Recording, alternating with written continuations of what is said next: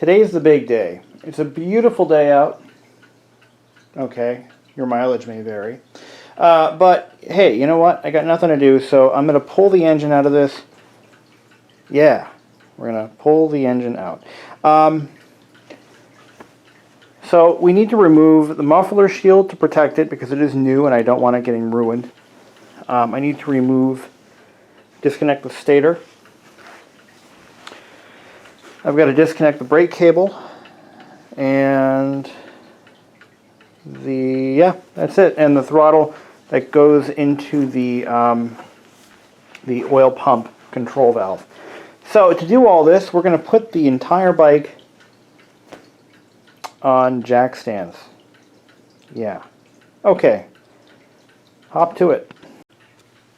Okay, so what's going to happen is once I release the shock support bolt, the entire chassis will start to tilt down the other way. I think what I'm going to do is do this on the ground. And then once I have the engine free, now that I have my jack stands lined up, I'll be able to set the body right on top of these jack stands.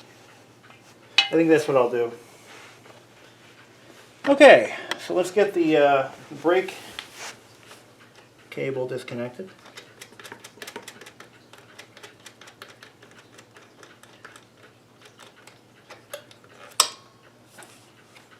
Alright. The whole point of all this is so that I can get it over to the car wash and I can wash the engine. Actually, this just, I see how this goes on. Yeah. Should be able to pull the whole thing out. Like so. Is there a, no, there's no cut in there for the, okay. I do need to take this rubber boot off.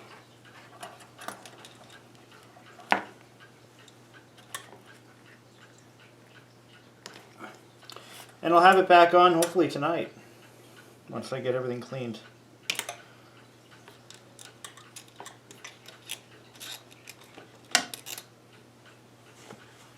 All that. There we go. And that just comes out like so. And we'll put the hardware back on so we don't lose anything.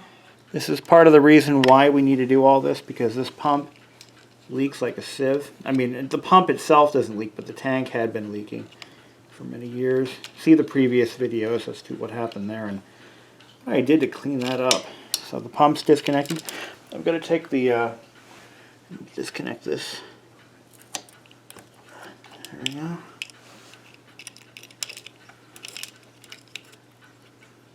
Is that, that's a captive nut, isn't it? Alright. Yeah, I see how that goes. So this just... oh, what a sticky, ooey, greasy, gobbly-gooky mess. I'm just going to take that lower bolt off.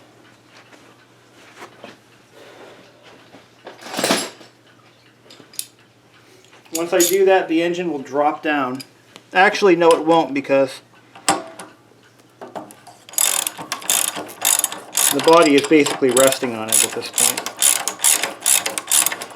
The engine, uniquely enough, the engine on this one stays in place while the body gets taken off, which is, I'm not used to that. There's a first for everything. Get this bolt out. We've already taken care of the carburetor. See? Really nothing to it. We've already taken the carburetor off. I didn't do that on video, but we got the carburetor off previously. And now I'm going to take the muffler heat shield off so I don't forget. This is a brand new heat shield. I don't want it getting scratched up in my car, and I don't want it getting exposed to all the chemicals of car wash, so we'll leave that alone. I'm going to put the screws back in though so I don't lose them. Notice a theme here. I don't want to lose screws. I don't want to lose any of them. They're expensive. They really are. If you buy the right ones, they add up. Eesh. Okay, alright. So let's disconnect the stator. Now these wires are color coded.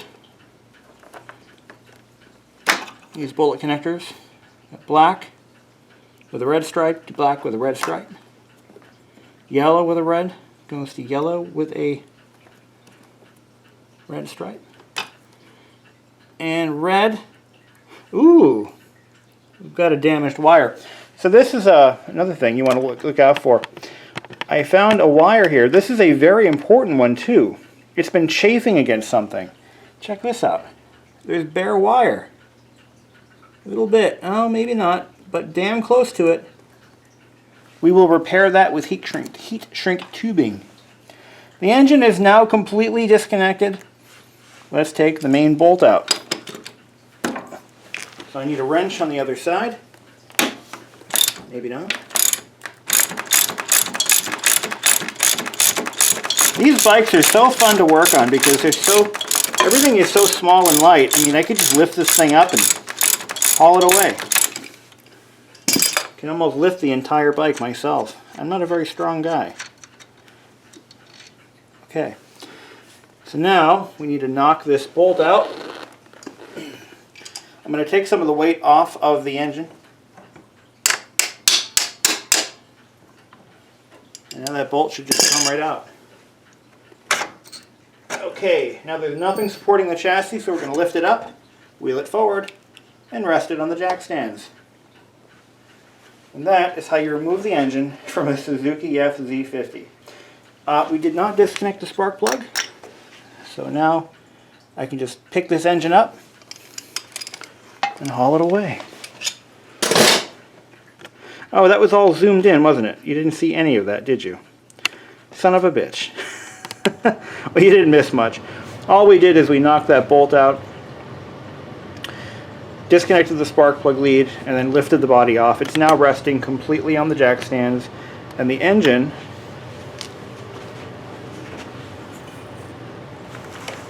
is free as a jaybird. Look at that thing. It's disgusting. Let's get a better look. So when we go to wash this down, we're gonna run to the auto parts store. I'm gonna get a plug for this. I don't want any water getting into my oil pump.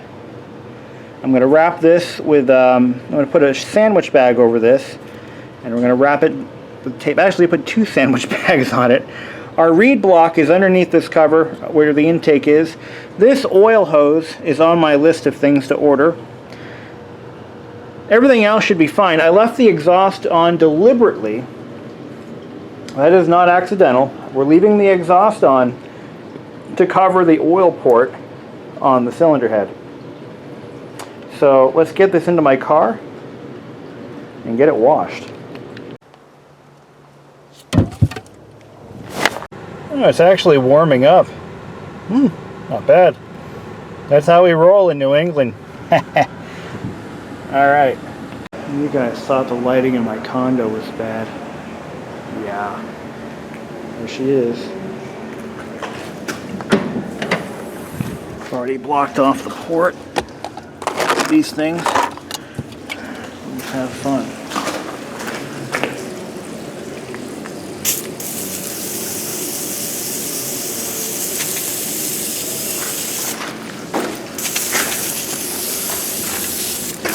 This is probably going to take a little paint right off the wheel, though. That's what I'm expecting.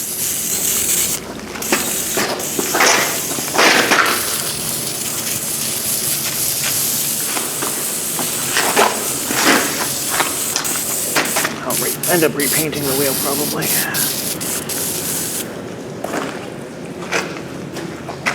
I gotta take the other side, too.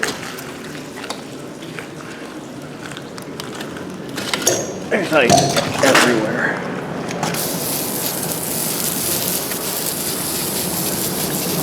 I'm going to be real thorough on this one.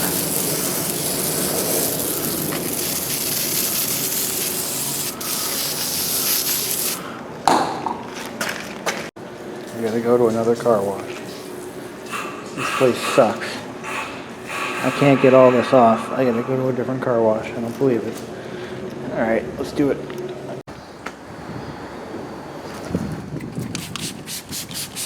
So we'll get everything nice and soaked with this stuff. Do a nice pre-soak.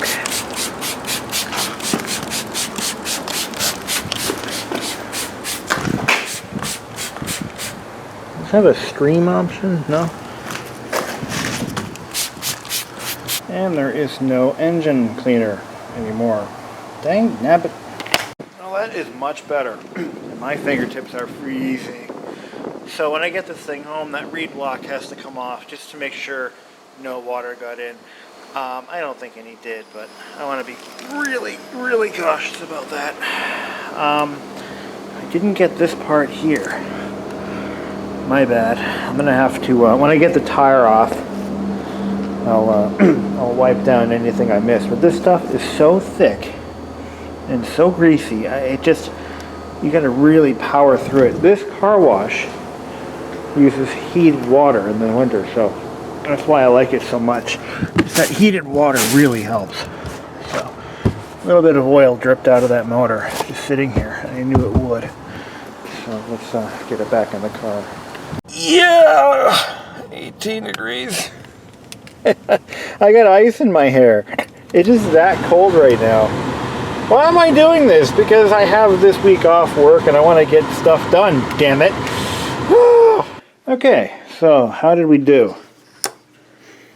Alright, what we're going to do is take this off the carburetor mount. Yeah, I think a little bit of moisture did get in there, but hopefully not too much. Let's put our... Yeah, it's hard to tell. Yeah, this, I can finally see this hose. I couldn't even see what size it was. But there's our oil pump. I'm gonna take this off and we're gonna see what the reed valves look like. You can see this is the original engine finish. There had been oil collected on here for so long that it actually ended up protecting the engine pretty well in some spots. It would take, I believe, a little bit of glass blasting to get the rest of the engine to look like that, and I'm not going to go through that expense. It's just not going to happen. Not today. I should pull the head off and take a look and see how that looks. These engine mounts look pretty good. These are nice and solid. They're not loose or broken, so those are good. Mount bushings. We can take our cap off if we can get it off.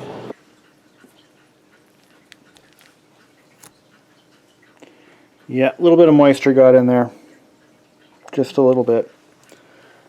And let's take a look down in there with my super bright light.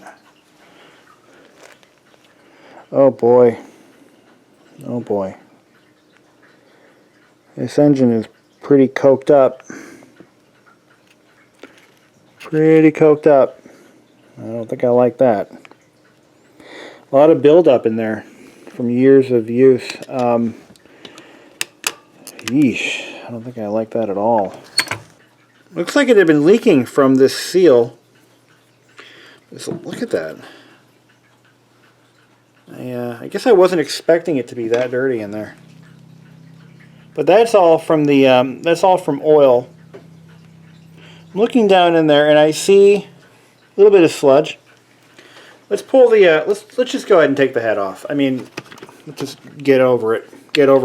Let's get on with this. Let's get that head off. We know it's going to have to happen at some point. Might as well be now. Got the engine cleaned up. Definitely not within torque spec. That's for damn sure. One not tighter. This one here was a bit loose. You're supposed to retorque the head bolts on these things every so many miles. It's just standard practice, but most people don't bother with that. I just want to know if I need to pull this engine down or if I can just, you know, replace a couple of external seals and be done with it. That's like, you know, my goal. This head's probably never been off.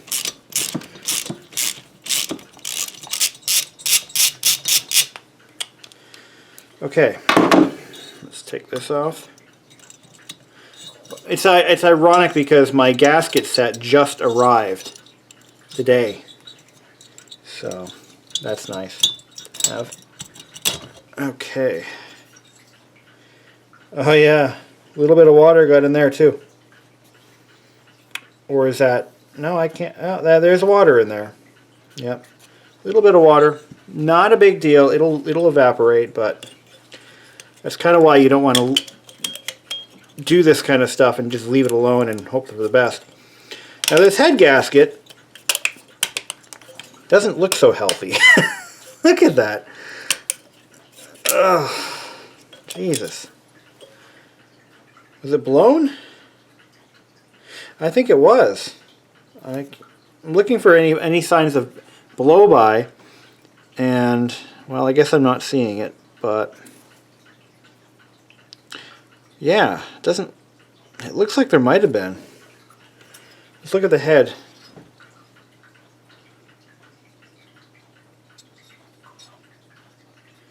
Interesting. A little bit of carbon buildup. Not too bad. Let's dig deeper. Dig a little bit deeper. I'm going to have to back. Okay. There we go. Goody goody. Careful. Oh boy. Okay. Oh. Ooh. Ooh. Yeek. Funny thing happened on the way to the store. Before we go over the bad news, let's say hi to Mr. Frog. Oh, Ms. Frog. Maybe give her some food. Wouldn't you like that, Mrs. Frog? Hmm? Yeah, you would. You want some dinner. I'm going to get you some dinner. You just hold your horses. You little amphibian, you. Yeah. There you go. Num-nums. Well, looks like Grandma's not going to make it to next Christmas. No. Yeah. Okay. Yeah, she should have stopped smoking them asbestos-filtered tarry towns years ago, but she wouldn't listen to us. No, she said that her doctor recommended them to her in 1938, and he's a good doctor, so, you know, smoke these for health. They're good for you. They'll make you grow up big and strong and put hair in your chest. That explains why Grandma has hair on her chest. Well, anyway, this piston is gone. Yeah, gone with a capital G. So what do we got? Well, I actually I had to stop the filming process and go over a few things before I continued. That way I'm not wasting your time. And so I took the stator cover off. I took a good look at the motor inside and out. I don't like what I see. Well, let's go over the problems one by one. That's sitting there.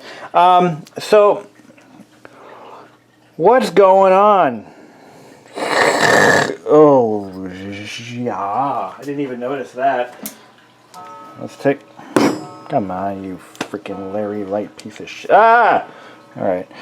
Look at that. Is that not the most disgusting piston you've ever seen in your natural-born life?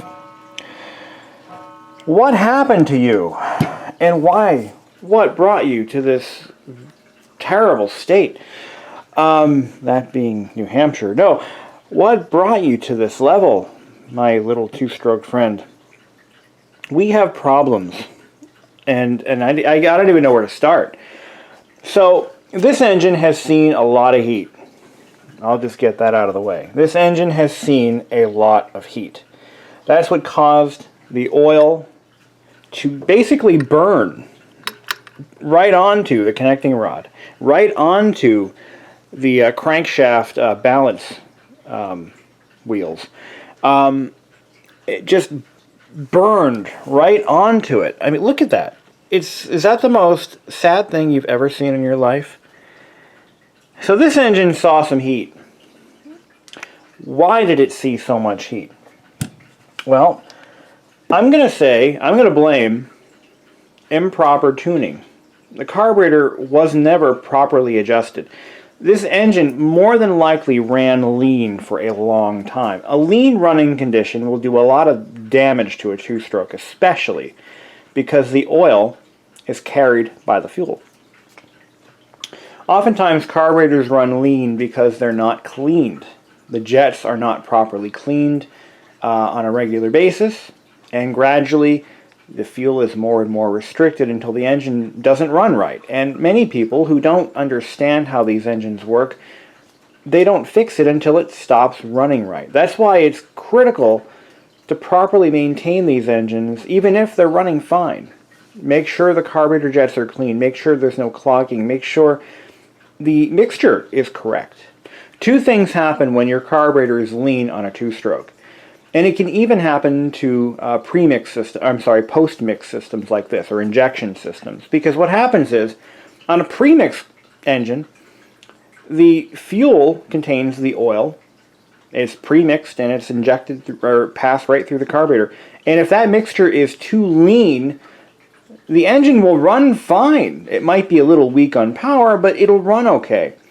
And at least to the layman.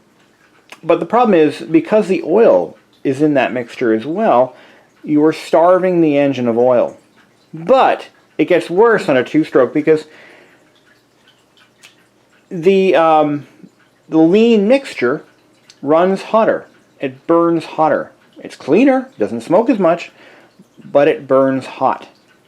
And that heat causes everything to heat up, especially the connecting rod, especially the crank, especially the combustion chamber, and most especially the piston. It causes it to run hot. And that, coupled with the lack of lubrication, causes the engine to seize. And that is what causes these marks. This engine has absolutely, unquestionably been seized multiple times. And of course, you shut it down, you cool it off, and it starts right back up again. Because they're pretty bulletproof little motors. Now, on an injected system, you're still getting the oil, but you're not getting the fuel. So what happens is that oil begins to collect. It's not the oil in this engine is injected right into the intake here, where it goes right through the reed block. And the fuel vapor, or the fuel mixture, the fuel vapor in the air, goes straight down into this intake, where it mixes, it spins around and it mixes with the oil. The oil maintains suspended in the fuel until it's completely burned.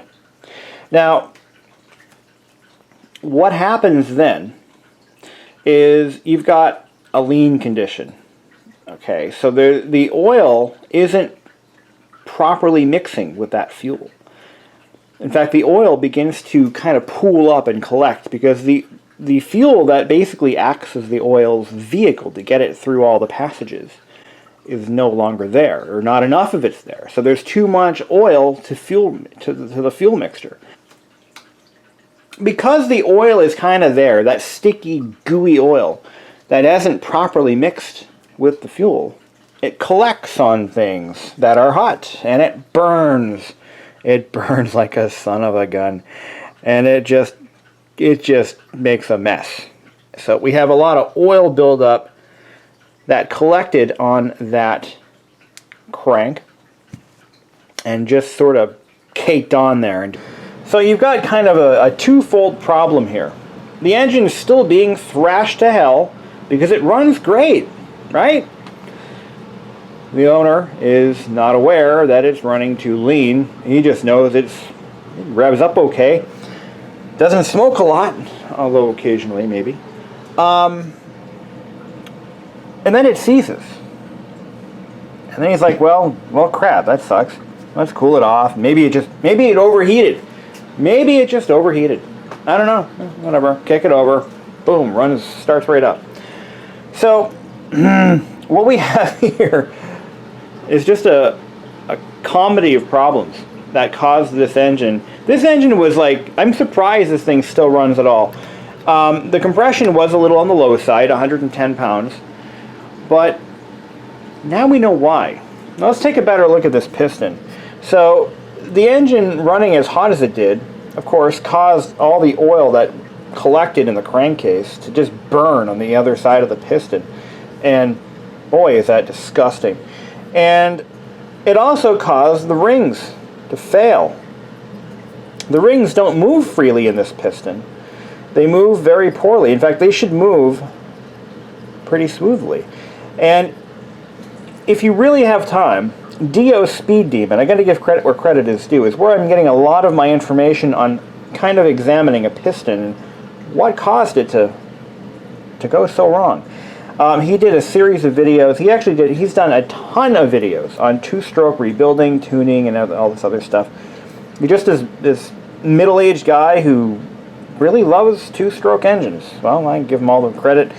Very smart man. He seems to be. And he's done his homework. But anyway, this piston got hot, really hot.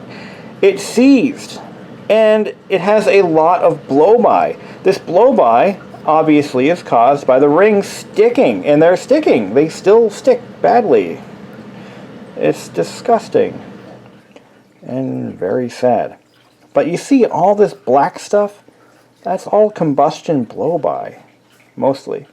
And definitely a hallmark of ring failure. I knew that anyway, just based on information that my dad gave me back when he was a mechanic. But yeah, this is sick. This piston is not long for this world. In fact, it's done. Yeah. Time of death, 11:10 p.m. Let's take a look at our bore. I'm not even going to bother taking calipers or verniers to this piston to check it for roundness, because at this point it doesn't matter. It's toast. Let's take a look at the bore. Nice heavy duty cast iron bore. And this freaking flashlight sucks. Definitely a lot of scoring. A lot of scoring. I can't even see the hone marks anymore. Well, maybe a little bit. They're usually going to wear north-south rather than east-west, because that's how the piston travels.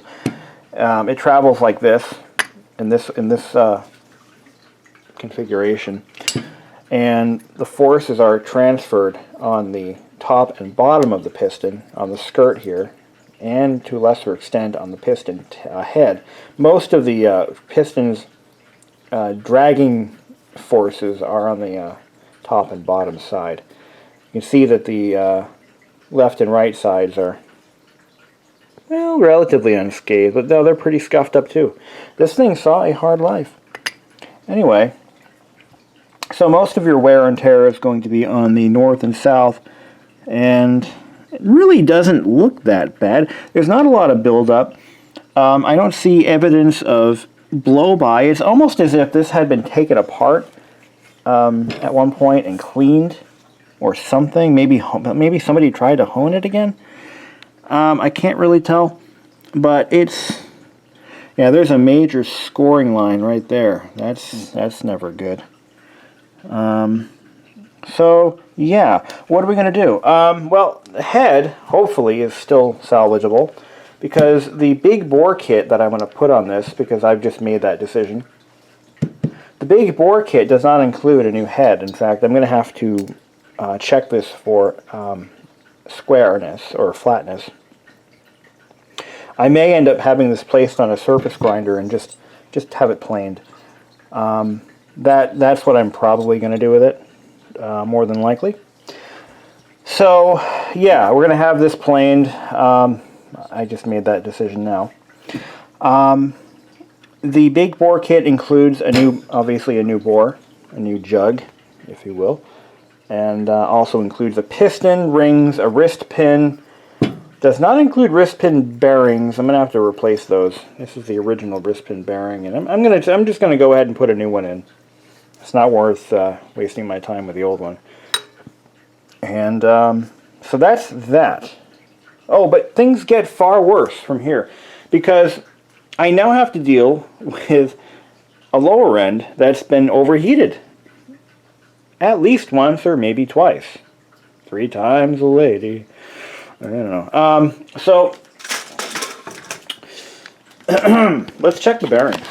Let's see if they're any good. Now, there is really, I already checked it out. There really is nothing nothing here indicates bearing failure or imminent bearing failure. Although the bearings are a little bit noisy. Hear it? That may be normal. Okay. Not too bad. That might be normal. I mean, it hasn't been run properly in a while, so the bearings are probably dry of lubrication. But here's the thing. This engine has been worked on before. I'm not a pioneer here. Someone's had this sucker open.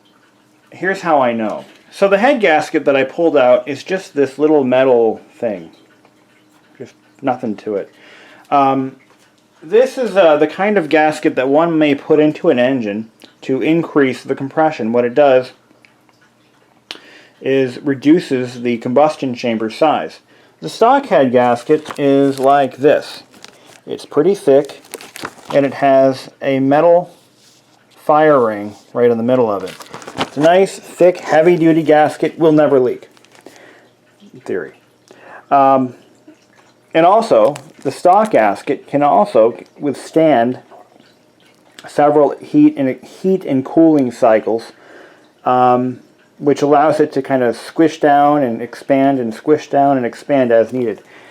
This gasket does not do any of those things. It's just a metal piece of something.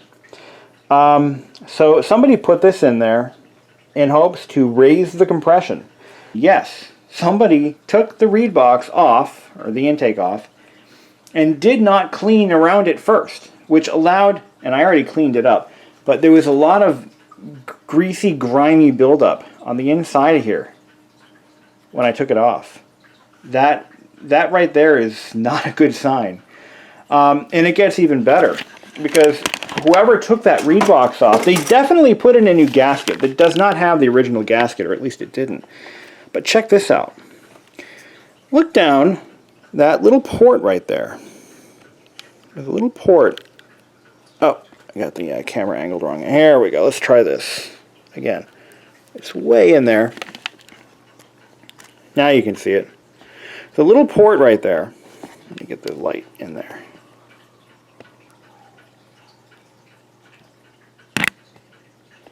See that? This is really a hard... There we go. See that little port right there? Okay, that right there is designed to collect some of the oil and fuel mixture, and it directs it straight down to this outer bearing, the outer crank bearing. The problem with that, and it's a big problem, is that that port is clogged with debris. Not completely clogged, but there's a lot of buildup and a lot of plaque in those arteries.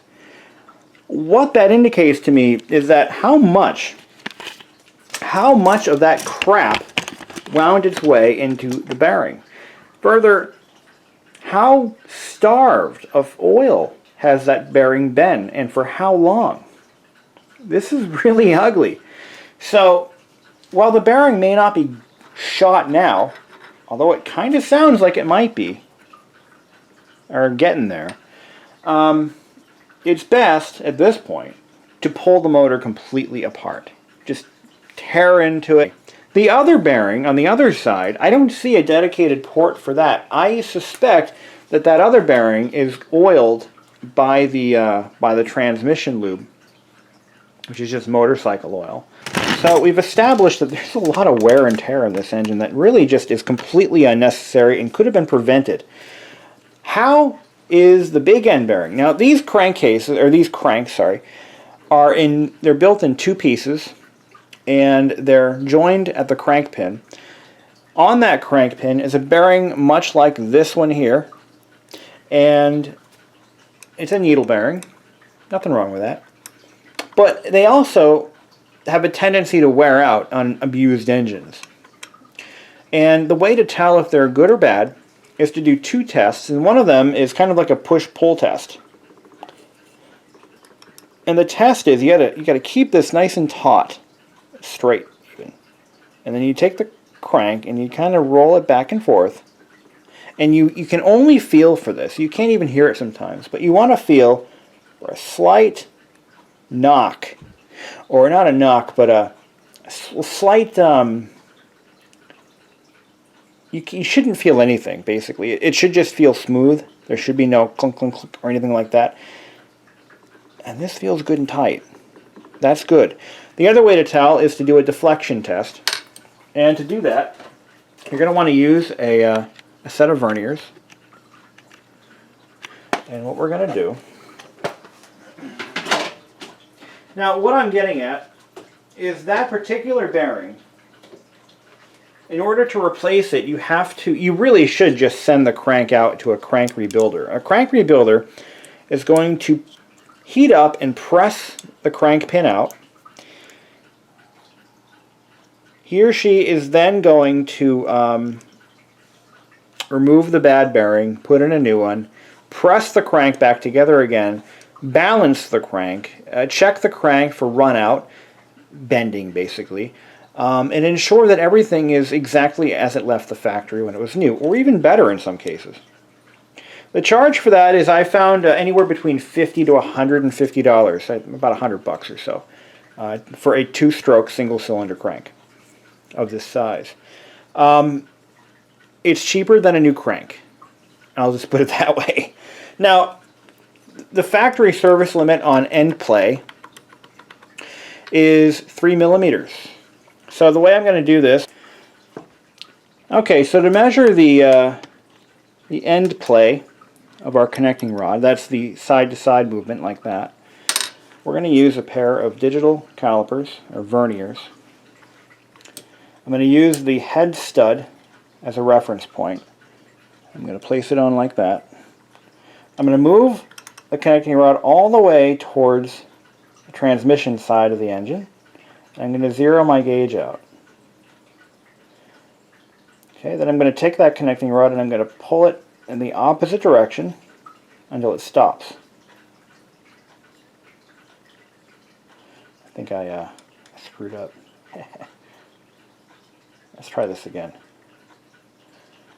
Alright, so we're going to put this nice and flat on the going to pinch the caliper jaw against the connecting rod. And I'm going to push the caliper against the stud here, just like that, and press 0 with my other hand. Can you see what I'm doing? Yeah, I hope so. Alright, now I'm going to gently, let's do it again, 0, 0, 0, gently pull the connecting rod away as far as it can go. And if I got a full 1.45 millimeter end play. Let's do it again. Let's do it a couple of times. You can never do it too many times. Try that again. Here we go. Keeps. Here we go. 1.34.